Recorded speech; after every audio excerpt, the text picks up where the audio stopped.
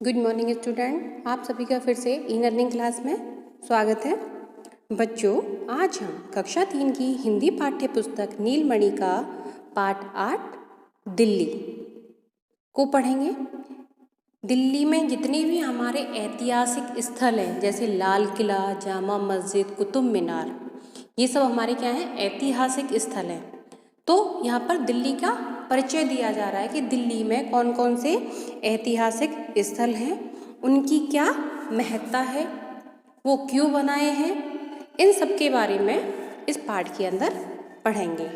ठीक है बच्चों, वैसे आपने सुना होगा कि दिल्ली को क्या कहा जाता है, देश का दिल कहा जाता है।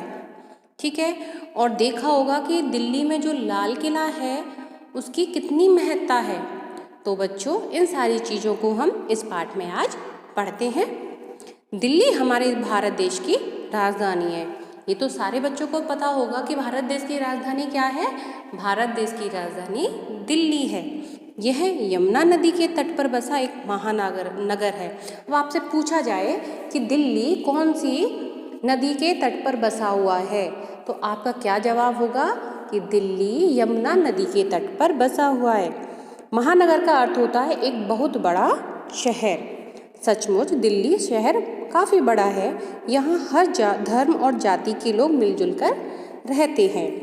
कहा जाता है कि जो एक बार दिल्ली आता है वह यहीं का हो जाता है। दिल्ली है ही ऐसी। इस महानगर में ऐसी कई चीज़ें हैं जो लोगों को अपनी ओर आकर्षित करती हैं। 800 वर्ष पूर्व बनी कुतुब मीनार यहाँ है। शाहजहां ने लाल किला भी यहीं बनवाया था। इसके अतिरिक्त प्राचीन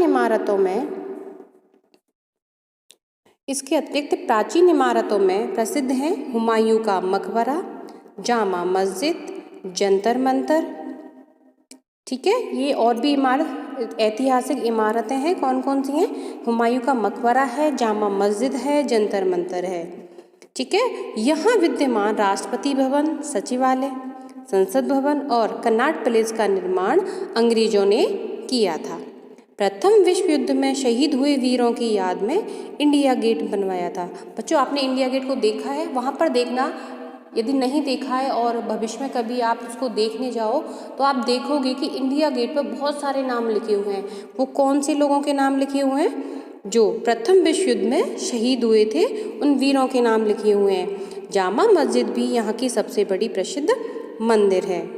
ठीक है, प्रसिद्ध मंदिर का क्या नाम, वो मस्जिद का क्या नाम है? जामा मस्जिद। यहाँ हजारों लोग एक साथ नमाज पढ़ते हैं। जो जामा मस्जिद है वह बहुत बड़ी है। दिल्ली में अनेक मंदिर हैं। कौन कौन से मंदिर हैं? अक्षरधाम मंदिर, बिरला मंदिर, बहाई मंदिर, छतरपुर मंदिर आदि। ये भक्तों के लिए विशेष आकर्षण के केंद्र हैं। राजघाट में हमारे राष्ट्रपति महात्मा गांधी की समाधि है। अब आपसे पूछा जाए कि महात्मा गांधी की समाधि स्थल को किस नाम से जाना जाता है, तो किस नाम से जाना जाता है बच्चों?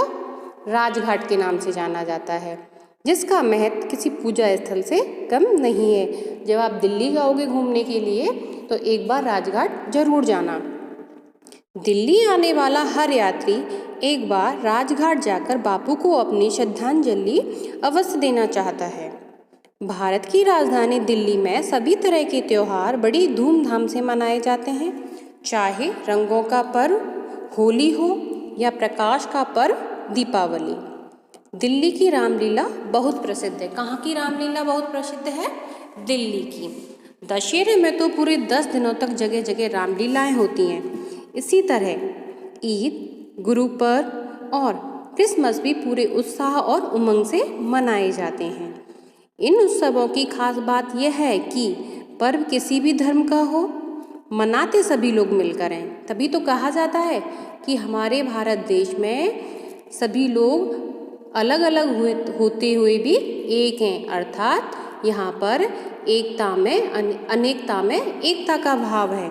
आपसी भाईचारे का संदेश देते ये उत्सव दिल्ली वालों के लिए विशेष महत्व के होते हैं। दिल्ली के कुछ स्थान तो विशेष रूप से बच्चों के लिए ही बने हैं। ठीक है, वो कौन कौन से हैं देखते हैं। इंडिया गेट के निकट बच्चों का उद्यान और यमुना तट का इंद्रप्रस्थ उद्यान बच्चों को बहुत अच्छे लगते हैं, क्योंकि यहाँ पर बहुत सारी चीज़ें हैं बच्चों के लिए। कौन कौन सी हैं, आगे पढ़ते हैं। यहाँ का गुड़िया घर दुनिया भर की गुड़ियों का संग्रहालय है। इतनी सुंदर गुड़िया हैं कि लगता है कि ये हमसे बातें करने वाली हैं।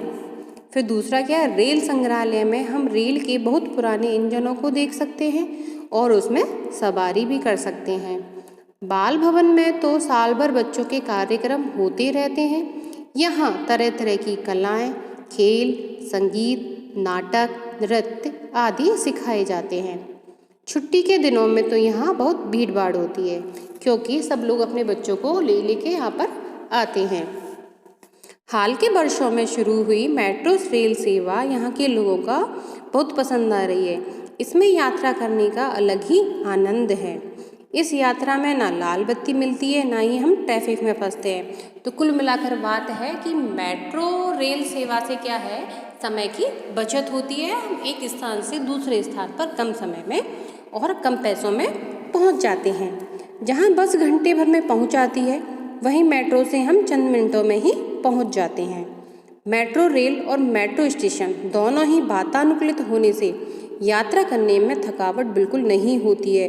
जो मेट्रो ट्रेन है वो क्या है, उसके अंदर एसी लगा हुआ है, और जो स्टेशन है वो भी कैसे एसी वाले हैं। तो उनमें वहाँ सफ़र करने में हमें बिल्कुल भी थकावट का एहसास नहीं होता है। अगर आप दिल्ली में ना रहते हो तो एक बार दिल्ली आकर मेट्रो की सवारी अवश्य कीजिए। तो बच्चों, जब आप दिल्ली घूमने जाओ तो मेट्रो की सवारी अवश्य करना।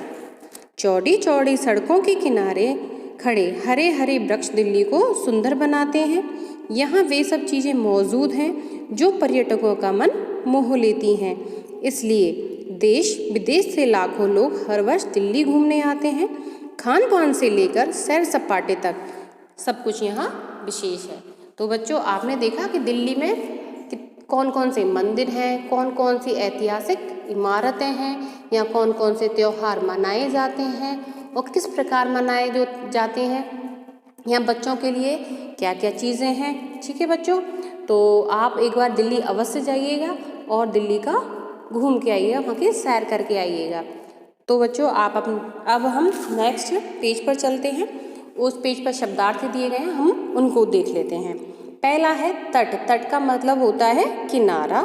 प्राचीन, पुराना, श्रद्धांजलि अर्पित करना, आकर्षित, आकृष्ट करना, प्रसिद्ध, मशहूर, उद्यान, बगीचा।